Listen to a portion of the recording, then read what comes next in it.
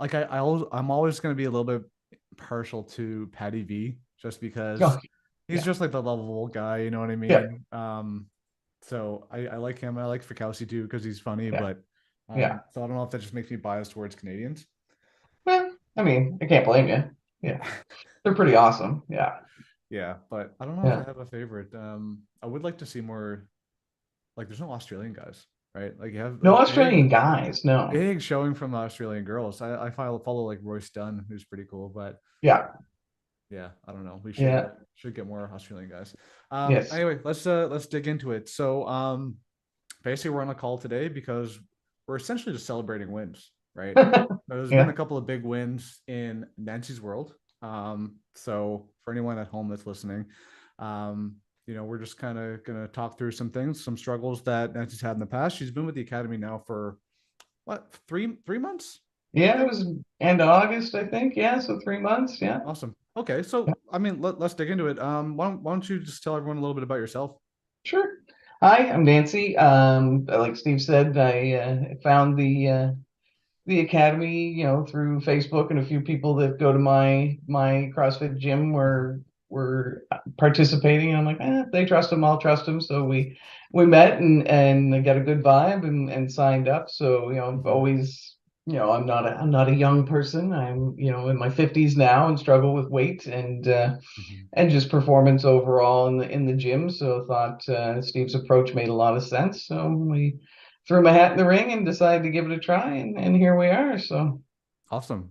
Love that. yeah. So I'm super interested because like I think there's like an important question to answer off the bat. But like before we started talking, like what were you doing beforehand, before you got started with the academy and before we started implementing some nutritional stuff? Yeah. What were you doing beforehand? Eating like a 15-year-old. Eating like a 15. Yeah. Quite honestly, it's been a stressful couple of years for everybody with COVID and all that kind of Mhm. stuff. But I had some family things going on. I moved back home from the middle of Canada back to the East Coast to look Mhm. after my parents and help my sisters out and things like that, and sort of got into this caretaker role, and the only person I wasn't taking care of was me. Oh, And yeah, so I was going to the gym regularly because that's my mental health release, but I honestly was eating like a 15-year-old, like, let's go to okay. McDonald's, let's get pizza, let's do this. It's just Mhm. easier than cooking. So I think that's where I was in my journey, and you and I talked about this intellectually. We all know the right things to do, Mhm. but do we need that angel on our shoulder or that devil on our shoulder to go, That's right. wow, you know better than this, right? So, Yeah. yeah. It's funny because you mentioned that there is almost like a dichotomy of like what you should do and what you ought to do, but Hmm. that rarely almost ever happens. Or I think it does, from time to time, I guess, Oh, or let's one say or 2 days. Yeah. even most of the time maybe we're on the right track, but it's like all it takes is that one suggestion by that devil on your shoulder to say, "Go ahead, eat that shit," and Yeah. then that Yeah. turns into whatever. But okay, so Yeah. you've been, for all intents and purposes, eating like a teenager, right?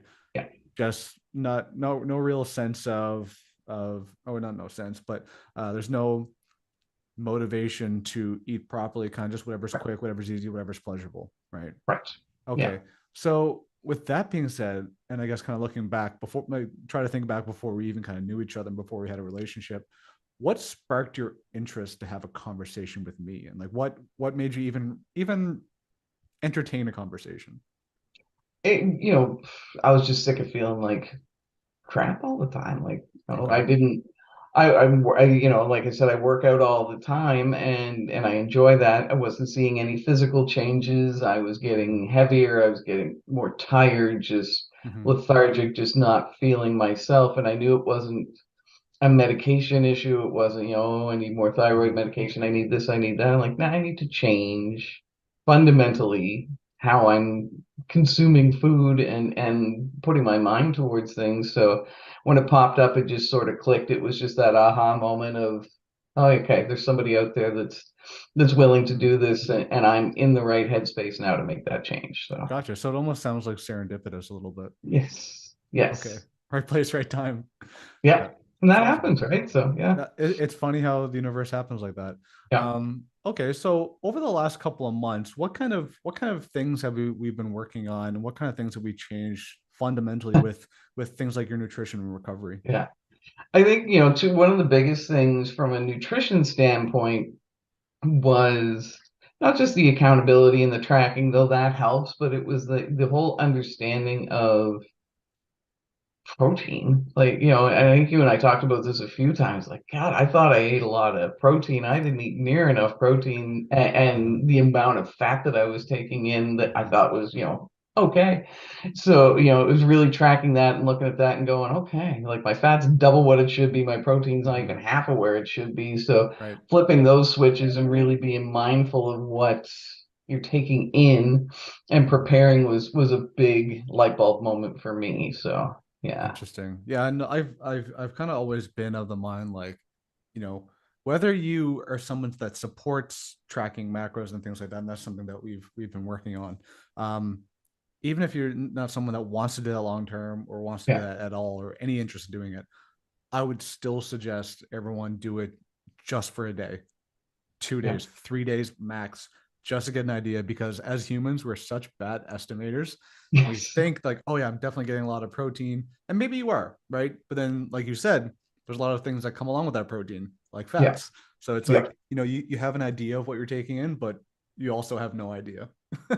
And you don't, and then you look at it in the cold light of day, and it's like, oh wow, Yeah. yeah, no, this is, what I thought was a good choice was not a good choice. So it's Mm-hmm. very much more, I shop differently, I look at menus differently. I'm just Hmm. doing things differently than I would Hmm. have beforehand. Of what do I feel like, what do I want, and the interesting piece about this after 3 months of what do I feel like eating or what do I want to eat has changed dramatically Hmm.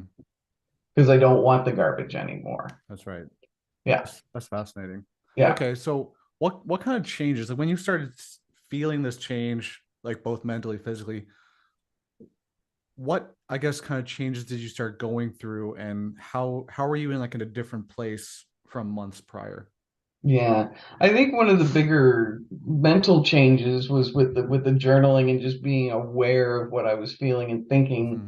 and not letting that consume my sleep or steal my sleep from that perspective. So I think, a lot more mental clarity, a lot of that black and white thinking that you and I've talked about that I often would fall prey to of, oh, I ate a small bag of potato chips. I might as well just trash the rest of the week, right? Yeah. I'm doomed. I'm doomed to be fat for the rest of my life. So it was that kind of catastrophizing and black and white thinking that really has changed to go, "So it's not the end of the world. Hmm. Not the end of the world. It's one day or one meal or whatever, and you can get back on track." So that's been Hmm. really, really positive.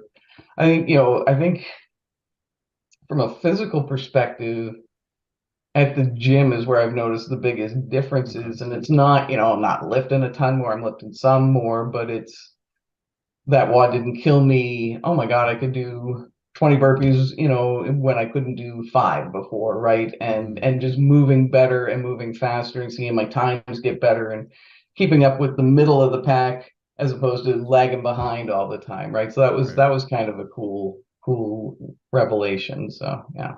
That's awesome. So changes all around. And one thing that I wanted to focus on, because I always find this super interesting, and I actually just made a post this today, so it's kind of funny that you mentioned this. That you know, although this is kind of like a nutrition program, like one of the things that you mentioned that was a big game changer for you was the journaling aspect.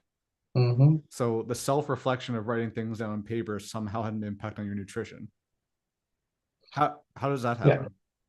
Well, and I, did it have it on my nutrition or did it have it on my recovery, which impacts your nutrition, which is, it's all links in the chain, right? So Hmm. because for me, one of the earliest gains with the program wasn't necessarily on the scale, but it was on the pillow, and I was sleeping a lot better because I would not sleep. Like if I got 3 to 4 hours of sleep a night, and that wouldn't even be consecutive hours, I was like Hmm. doing okay. And now I fall asleep, I stay asleep. That Wow. was not a reality for me before this. So Hmm. it's getting rid of the junk in your head, getting rid of the screens before bedtime, things like that, and treating sleep like a tool was really, really beneficial. So Yeah, I definitely understand. I had kind of like a similar transitionary period where it's almost like a reframe of sleep, like a reframe of your perspective around sleep. Right? We often see it as like this thing that has to be done so we can function the next day. But when you think of like, okay, I can actually improve this thing to then improve my day. And like you said, like you improve that, your mentality changes, your nutrition changes, your health changes, and it starts to become easier to do everything.